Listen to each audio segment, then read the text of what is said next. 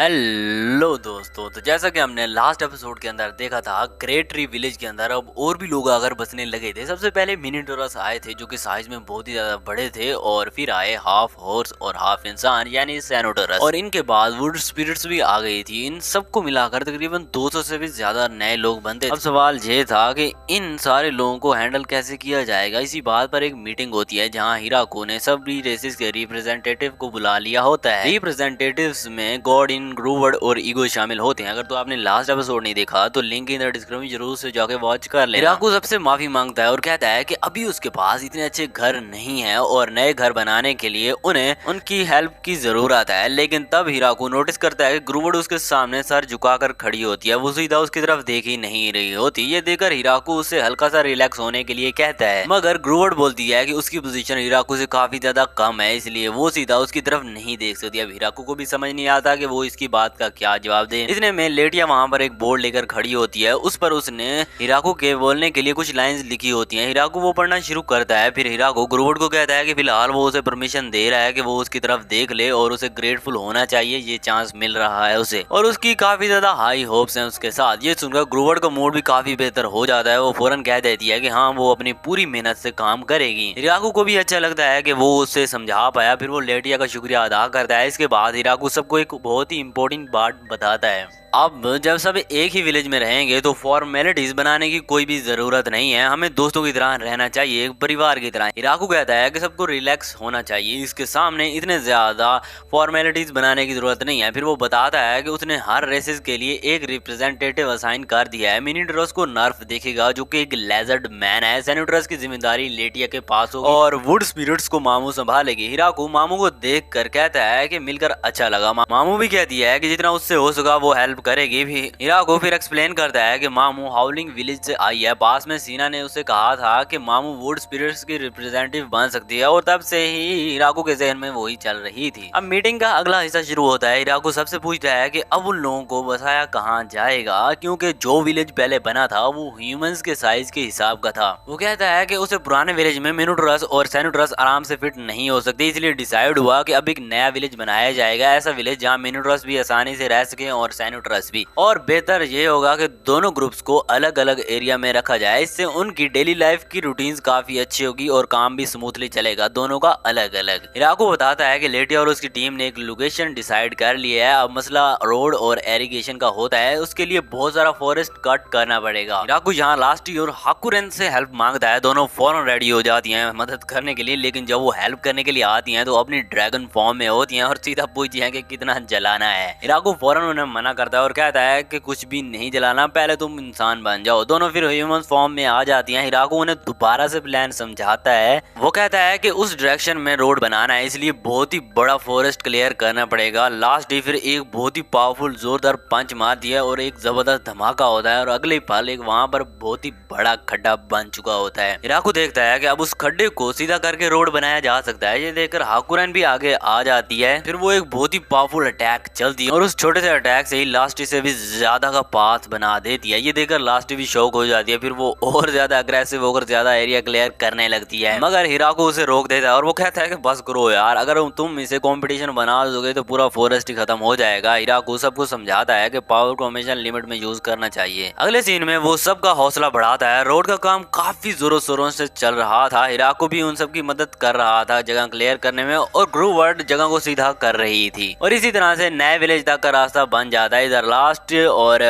हाकुरेन अभी भी पेड़ क्लियर करने में लगी होती हैं। फिर अगले सीन में लू को दिखाया जाता है जिसके पास नए कपड़े आते हैं। ये कपड़े ज़ाबुटोन ने अल्फर्ड के लिए बनाए होते हैं, और अब अल्फर्ड कौन है तो पहला का एपिसोड तुम लोग जाके देख लो, मैंने पहले एक्सप्लेन कर दिया है तो जरूर से जाके देख लेना। पर वैसे मैं आपको बताता चलूं, ये हिराको का बेटा है, लेकिन साइज देखकर पता चलता है कि ये उसके लिए बहुत ही बड़े हैं। लू मुस्कुराती है और कहती है कि ज़ाबुटोन को बहुत ही जल्दी होती है। सीन कट होता है तो अपनी प्यारी ज़ाबुटोन को भी दिखाया जाता है जो अभी भी कपड़े बना रही होती है। हिराको फिर बताता है कि नए विलेज के अंदर मिनोटोरस के लिए घर बनाए जा रहे हैं, क्योंकि ये लोग बहुत ही लंबे होते हैं, इसलिए इनके घर भी उनके हिसाब से लंबे डिजाइन किए गए। उनके घर रेडी हो जाते हैं।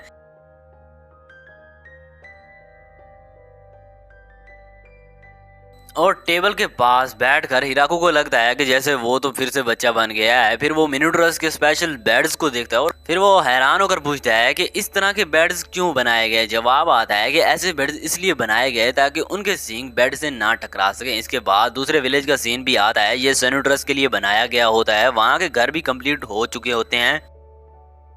हिराको कहता है कि सेनुट्रस की बॉडी स्ट्रक्चर हॉर्स जैसा होता है, इसलिए उनके लिए अस्तबल जैसा घर होना बहुत ही ज्यादा परफेक्ट है। वो देखता है कि उन्होंने बहुत ही बड़ी इंटरेस्ट बनाई हुई है। हिराको ग्रूवर से पूछता है कि क्या वो लोग यहाँ डोर्स लगाएंगे। ग्रूवर समझाती है कि नॉर्मल डोर्स खोलना उनके लिए मुश्किल होता है क्योंकि खोलते वक्त उनके पाँव टकरा जाते हैं, इसलिए उनका प्लान है कि डोर की जगह कर्टन्स लगाई जाएंगी, ऐसी कर्टन जो सीधी रोप से साइड पर खींच कर खोली जा सकती है। हिराको कहता है कि काफी अच्छा आइडिया है। वो ये भी बताता है कि रेन के दिनों के लिए स्लाइडिंग डोर्स भी लगा दिए गए हैं। अब अगले सीन में अल्फ्रेड को दिखाया जाता है। उसका मूड बहुत ही खराब होता है। ए कहती है कि मैं इसे संभालती हूँ। वो अल्फ्रेड को बिस्तर पर लिटा देती है और फिर उसके साथ खेलने लगती है। अल्फ्रेड का मूड धीरे धीरे बेहतर होने लगता है। वो पहले से ज्यादा खुश लग रहा था। लू ये देखकर काफी हैरान होती है और पूछती है कि ये तुमने कैसे किया। वो खुद भी ये ट्रिक सीखना चाहती है, लेकिन ए जवाब देती है कि ये बहुत ही सीक्रेट ट्रिक है। और फिर एक महीना गुजर जाता है। सबकी हेल्प से दोनों विलेजेस कंप्लीट हो चुके हैं। एक मिनोटोरस का विलेज और एक सेनुट्रस का। इससे क्लियर हो जाता है कि हिराको ने रेसिस को अलग अलग इंस्टॉलमेंट्स दी होती हैं। अगला सीन मैप प्रिपरेशन का होता है। हिराको और बाकी लोग मिलकर नए विलेज का लेआउट तैयार कर रहे होते हैं। टिया कहती है कि अच्छा हुआ कि विंटर आने से पहले काम खत्म हो गया, वरना इन लोगों को बहुत ही मुश्किल होती। हिराको भी कहता है कि हाँ ये बात सही है। फिर फ्लोरा पूछती है कि इन विलेजेस के नाम क्या होंगे। हिराको पहले सोचकर कहता है कि लोकेशन के हिसाब से इन्हें अपर, मिडल और लोअर विलेज जैसा कहा जा सकता है, लेकिन उससे ये नाम भी ठीक नहीं लगते। फिर वो विलेज 1, विलेज 2 और विलेज 3 का आइडिया देता है। फिलहाल के लिए यही नाम रखते हैं और बाद में अगर किसी ने अच्छा आइडिया दिया तो तब चेंज कर लेंगे। लेकिन ये बात सुनकर फ्लोर काफी ज्यादा गुस्से में आ जाती है। वो बोलती है कि बाद में नाम चेंज करना बहुत ही बड़ा झंझट होता है, फिर डॉक्यूमेंट्स में भी नाम चेंज करना पड़ता है और ये काफी टाइम टेकिंग है। हिराको उसका गुस्सा देखकर डर जाता है और वो फौरन कह देता है कि ठीक है, अब फिर परमानेंट नाम यही होंगे, विलेज 1, विलेज 2 और विलेज 3 ही रहेंगे। टिया फिर सजेशन देती है कि विलेज 1 को फिलहाल लीडर के बिना ही छोड़ देंगे, विलेज 2 का मेयर गॉर्डिन और विलेज 3 की मेयर ग्रूवर्ड बन जाएगी। हिराको को आइडिया ठीक लगता है, लेकिन लिया को टेंशन होती है कि कहीं कंफ्यूजन ना हो जाए। वो कहती है कि अगर हर जगह मेयर होंगे तो कंफ्यूजन बढ़ जाएगी। फ्लोरा जवाब देती है कि फिर टाइटल्स को प्रॉपरली चेन में सेट कर देते हैं, पहले हायर मेयर, फिर ग्रेड मेयर और सबसे आखिर में किंग मेयर, और किंग मेयर सिर्फ और सिर्फ हिराको ही होगा। हिराको ये सब सुनकर कहता है कि इतना कुछ करने की जरूरत नहीं है वैसे तो यार। तभी ईगो वहां आ जाता है और पूछता है कि उनके लिए विलेज कब बनेगा। हिराको मादरत के साथ कहता है कि उनके लिए नया विलेज नहीं बनाया जाएगा। ये सुनकर ईगो बहुत ही ज्यादा उदास हो जाता है। उसे लगता है कि उसका अपने घर वाला सपना टूट जाएगा। हिराको उससे फौरन कहता है कि तुम्हें गलत समझने की जरूरत नहीं है। वो कहता है कि उसका प्लान कुछ और है। वुड स्पिरिट्स को विलेज के इंपॉर्टेंट पॉइंट्स और सीक्रेट लोकेशन पर लगाया जाएगा। वहां से वो एनिमीज पर भी नजर रख सकते हैं और अपनी टेलीपैथी से एक दूसरे तक इंफॉर्मेशन इजीली डिलीवर कर सकते हैं। इसलिए हर विलेज की मॉनिटरिंग भी होगी और उनके रहने की जगह भी मिल जाएगी। टिया कहती है कि विलेज 1 की सिक्योरिटी भी उनके लिए करवा लेनी चाहिए। हिराको भी कहता है कि हाँ ये भी ठीक है। ईगो फिर एग्री कर लेता है। लिया कहती है कि इतनी मेहनत से बनाया गया विलेज वेस्ट नहीं होना चाहिए, इसलिए सेफ रखना ही बेहतर होगा। फिर वुड स्पिरिट्स का लाइट के लिए भी यूज किया जाता है। रात के वक्त वो बहुत ही ज्यादा चमकते हैं तो उनकी वजह से रोशनी हर तरफ फैल जाती है। धीरे धीरे सब लोग अपने घरों में सेटल होने लगते हैं। हिराको फिर कहता है कि मैं नए विलेज के लोगों को जॉब्स देना चाहता हूँ, लेकिन प्रॉब्लम ये है कि किरू और जाबुटोन को देखकर वो लोग बहुत ही डर जाते हैं। वुड स्पिरिट्स भी थोड़ा बहुत घबरा तो जाते हैं। अगले सीन में नार्फ और लेटिया हिराको के पास आते हैं। वो बताते हैं कि एक प्रॉब्लम हो गई है। पता चलता है कि मिनोटोरस और सेंटर्स फॉरेस्ट हंटिंग के लिए परफेक्ट नहीं है। हिराको भी काफी हैरान होता है क्योंकि उसे ये लोग बहुत ही ज्यादा स्ट्रॉन्ग लग रहे थे, मगर असल में ये जरूरी नहीं है कि जो स्ट्रॉन्ग दिखता हो वो पावरफुल भी होना चाहिए। मिनोटोरस का नेचर काफी ज्यादा काम होता है। उनमें से कुछ ही ऐसे लोग हैं जो फाइट कर सकते हैं और सेंटर्स के साथ भी यही मसला है, वो भी हंटिंग में इतने स्ट्रॉन्ग नहीं होते। हिराको को पहली दफा रियलाइज होता है कि हंटिंग इतनी ज्यादा मुश्किल चीज है यार, क्योंकि उसके पास इन्फ्रो वुल्फ्स ऑलरेडी हंटिंग कर लेते हैं, इसलिए उसे अंदाजा नहीं था कि ये काम आम लोगों के लिए बहुत ही मुश्किल होने वाला था। टिया भी कहती है कि वुल्फ ग्रुप बहुत ही ज्यादा स्ट्रॉन्ग है, इसलिए विलेज के कॉमन लोगों को ज्यादा डेंजरस कामों से हमें दूर रखना चाहिए। दोनों विलेज में ज्यादा से ज्यादा डिफेंडर्स और गार्ड्स होने चाहिए। हिराको भी मान जाता है और कहता है कि किरू और जाबुटोन से बात करनी होगी, वो हंटिंग में भी हेल्प कर देंगे और सब सेफ रहेंगे। फिर हिराको पूछता है कि क्या वुड स्पिरिट्स को भी गार्ड्स चाहिए, उसके हिसाब से तो वो मोस्टली फाइट अवॉइड करते हैं। ईगो कहता है कि टेंशन मत लो, वो लोग हंटिंग कर सकते हैं मगर छुपके से अटैक करते हैं, इसलिए उन्हें एक साथ लार्जर ग्रुप में हंटिंग पर नहीं भेजा जा सकता। हिराकू थोड़ा कंफ्यूज होता है और पूछता है कि फिर ये फाइट कैसे करते हैं। अगले सीन में हिराकू कहता है कि हंटिंग का काम कुरू और बाकी लोगों को दे दिया गया है और हर विलेज में फील्ड्स भी बनना स्टार्ट हो गया है। ये सब इसलिए हो रहा है ताकि बिना हंटिंग के भी फूड सप्लाई मेंटेन रहे, मगर फार्मिंग का इतना एक्सपीरियंस उन लोगों के पास नहीं होता। गॉर्डन सीड्स को देकर पूछता है कि इन्हें इसी सीजन में लगाना है या थोड़ा वेट करना है होगा। ये बात सीना और हिराकू को भी क्लियर नहीं होती। हिराकू बताता है कि इतने सालों से क्रॉप्स उगा रहे हैं हम, लेकिन उसे कभी भी ये नहीं पता चला कि सीड्स को किस सीजन में उगाया जाता है, क्योंकि उसके पास अलमाइटी फार्मिंग टूल होता है। वो टूल सोल को तुरंत फर्टिलाइजर बना देता है। सीड किसी भी सीजन में डालो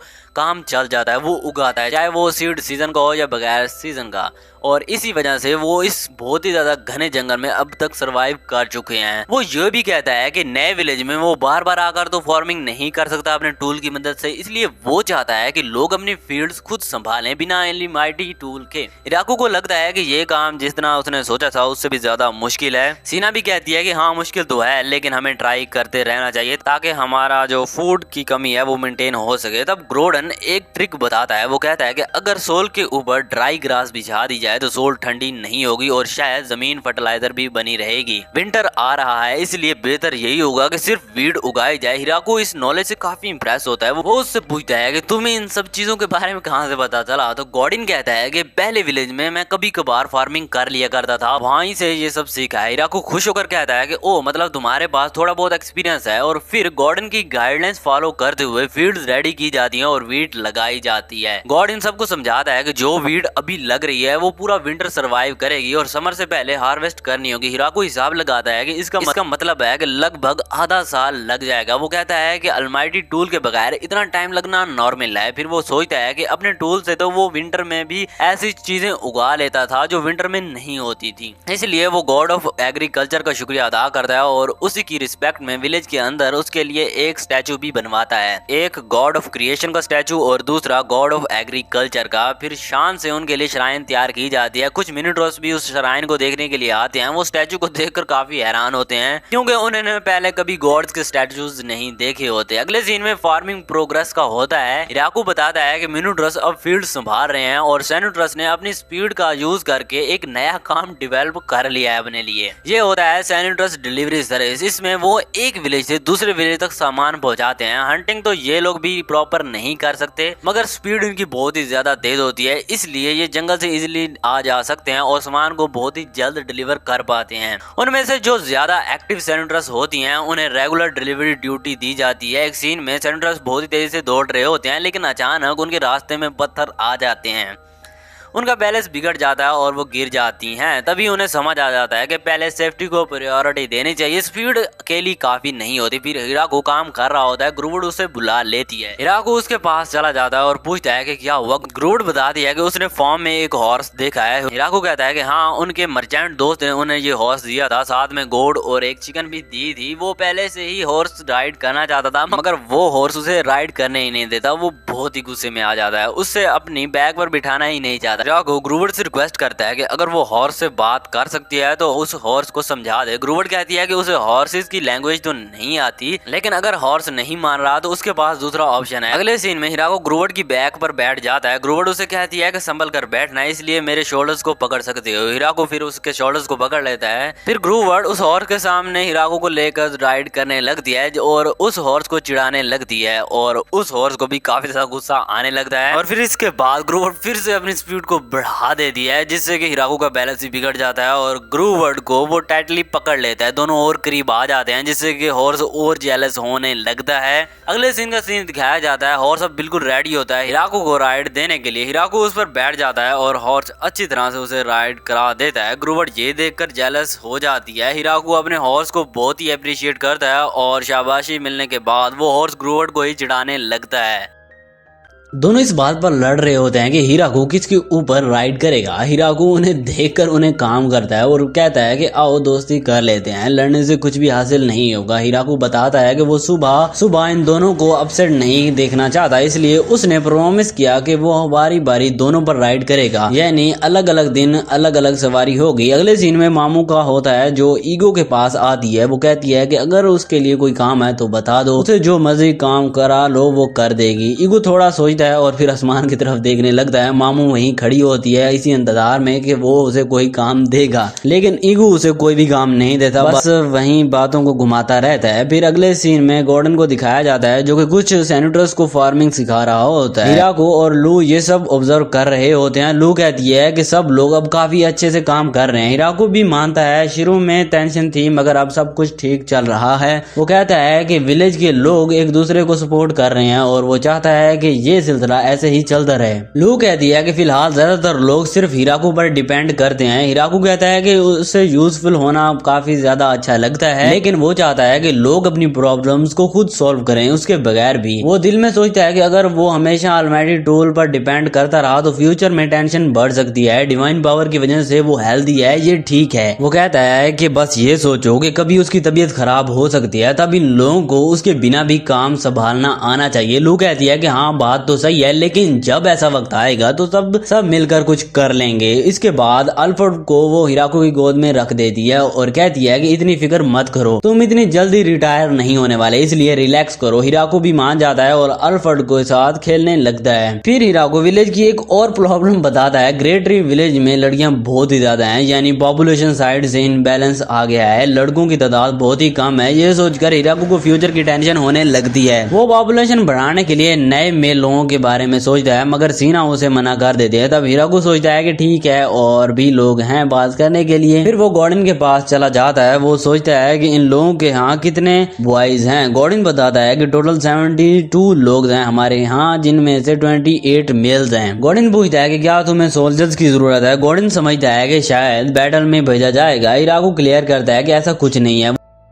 वो उसे सिचुएशन समझाता है। गॉर्डन बताता है कि उनके यहाँ एक रिवाज है, मिनोटरस की शादी सिर्फ मिनोटरस से ही होती है क्योंकि उनका साइज बहुत ही ज्यादा बड़ा होता है और उनका कल्चर भी काफी अलग है। आपको समझ आता है। फिर वो सेनेटर्स के पास जाता है जहाँ ज्यादातर 2 लड़कियां होती हैं। वो ग्रोवर से थोड़ा नर्वस होकर पूछता है कि उनके यहाँ कितने मेल्स हैं। ग्रोवर कहती है कि उनमें 30% मेल्स तो हैं, लेकिन अभी वो छोटे हैं, अडल्ट मेल्स वॉर में गए हुए हैं। ये सुनकर हिराको को और भी टेंशन हो जाती है। वो कह देता है कि ये तो प्रॉब्लम बन गई। फिर वो ग्रोवर से एक और इम्पोर्टेंट सवाल पूछता है। वो बोलता है कि जवाब देना थोड़ा मुश्किल हो सकता है, लेकिन पूछना जरूरी है। वो सेनेटर्स मैरिज के बारे में पूछना चाहता है। ग्रोवर इसके लिए कुछ और ही समझ लेती है। वो सीधा कह देती है कि अगर ऐसी बात है तो वो सिंगल है। हिराको फौरन कहता है कि ये सवाल नहीं था, वो असल में ये पूछना चाहता था कि क्या सेनेटर्स दूसरी रेसेस के अंदर शादी कर सकते हैं। ग्रोवर बताती है कि ऐसा पहले तो कभी नहीं हुआ। ये सुनकर हिराको फिर से मायूस हो जाता है। ग्रोवर कहती है कि सेनेटर्स के लिए दूसरी रेसेस के साथ पेयरअप होना काफी मुश्किल होता है, लेकिन क्योंकि हिराको ने उनके लिए बहुत कुछ किया है तो अगर वो किसी एक लड़की को लेना चाहता है तो वो खुद को ऑफर करने के लिए तैयार है। वो बहुत ही सीरियस टोन में ये सब कह रही होती है। उसके साथ जो मर्जी करना है कर लो। हिराको घबरा सा जाता है और कहता है कि वो गलत समझ रही है, वो उससे ऐसा कुछ नहीं मांग रहा है। ग्रोवर कहती है कि फिर क्यों, क्या स्ट्रॉन्ग और ओवरपावर्ड लड़कियां मर्दों को पसंद नहीं आती। हिराको उसे बहुत देर तक समझाता रहता है और अब इसी के साथ ये एपिसोड यहीं पे खत्म हो जाता है। उम्मीद है कि तुम्हें ये एपिसोड पसंद आया होगा। पसंद आया हो तो वीडियो को लाइक करके चैनल को सब्सक्राइब करके जरूर जाना, और इसका पहले का एपिसोड नहीं देखा तो लिंक इन द डिस्क्रिप्शन जरूर से जाके वॉच कर लेना।